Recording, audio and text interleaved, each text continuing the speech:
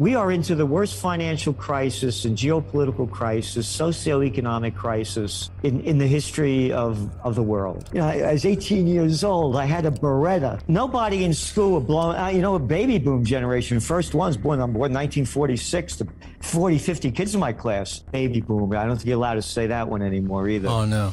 Yeah, they're doing that in the UK. And anyway, you didn't go through a metal detector.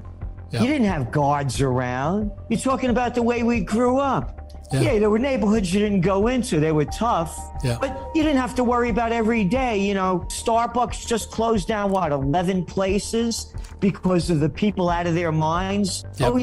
Look what's happened to society. Look at the clowns running our world. But who's your favorite president? Who's your favorite chancellor? Who's your favorite prime minister? You know, that great artist we have for the Trends Journal, Anthony Frieda, that does these covers. If I said to him, listen, Anthony, I want you to come up with a guy that we can make the biggest clown you could ever look at. I think it cost about $186,000 to educate a person. I shouldn't say educate him, to put into a government system from kindergarten to 12th grade. So now you're spending all that money, and what do? They get a job working at Walmart, getting a job driving a UPS or Amazon truck. What do? They work at Home Depot. Why did you send them to school all these years if this is the career they're going to have? They hated school, probably. That's why they had the jobs there. I hated every day of school. Me too. I got left back in the 5th grade, ran away from kindergarten, barely got out of high school. I'm just saying, the system, by their deeds you shall know them. We're spending almost $200,000 to educate somebody. You didn't have to go to school to work at these jobs. Well, that's the Trends Journal is about. We tell people what in the world is going on, what it means, what's next, and what to do. And of course, the motto is think for yourself. You don't have to do what we tell you to do. But the mainstream, all it is it's constant propaganda, and they never stop. And they're rookies. And by the way, I used to be on Oprah, the Today Show, Good Morning America, like you are. You're everywhere. You know what the deal is. I mean, you're working for the corporation, right. And they want you to say what they want you to say, and you got to be in the game. So what you're getting the system, and when it goes back to remember the Maine, the Hearst newspaper with the Spanish-American War. Right. And you go back to the New York Times. Saddam Hussein, he has them aluminum tubes. Well, we were wrong, but we'll tell that after we told the propaganda. We are into the worst financial crisis and geopolitical crisis, socioeconomic crisis in the history of the world. And now, with them raising interest rates, inflation continued to skyrocket. What the COVID war did is unprecedented. It's incalculable, the damage it's done. It killed the lives and livelihoods of billions of people. Right. You mentioned about what's going on in Sri Lanka. How about exactly what you said? It's the New World Disorder. It's going on all over. Yeah. When people lose everything and they have nothing left to lose, they lose it. And they've lost everything. Look at all the businesses just in America that have gone out of business. What, a third of the dry cleaners? Gone. What's office occupancy rate? Depending on what you look at in the metro areas, it's around 40%. You mean it's 60% lower? No more happy hours.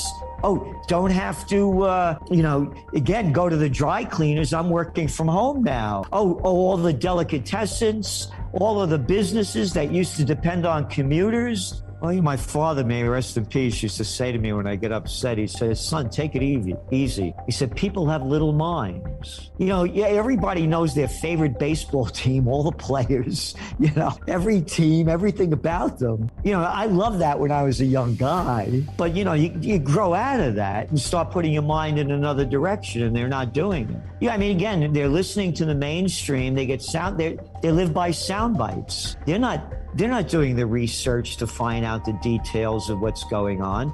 And you talked about the Chinese communists. How about bringing China into the World Trade Organization by Bill Clinton? And they came in two weeks officially after 9/11 when nobody was looking.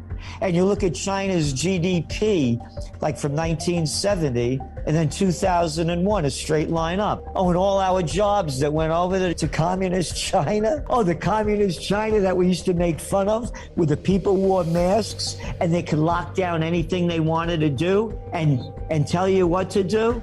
And we're going to follow that path. I'm the mayor, I'm the governor, I'm the senator. We're going to lock you down. The Chinese way, you must obey. Welcome to America. Well, you know, the big issue is inflation. And again, the economy was artificially injected with all this monetary methadone to keep the money junkies high. Everything should have crashed in 2020 when they locked down most of the country and most of the world. Right. And it's just artificially boosted up with record low interest rates and countless trillions of dollars pumped in by the government. And now with inflation, and they kept, you know, lying about it or being stupid, whatever you want to decide. First it was temporary and then it was transitory. They lied about it. You're looking at the EU with what, 8.6% in inflation rate and negative interest rates minus a 0.50. In the United States, where you have the inflation rate just came in at 9.1 and it was temporary and transitory. So they're going to keep raising rates. The higher rates go, the deeper the economy goes, the deeper the markets go. End of story. And you're looking what happened over in Canada. Recently, they just raised rates 1%. It's a freak show. We have mentally ill people running and ruining our lives.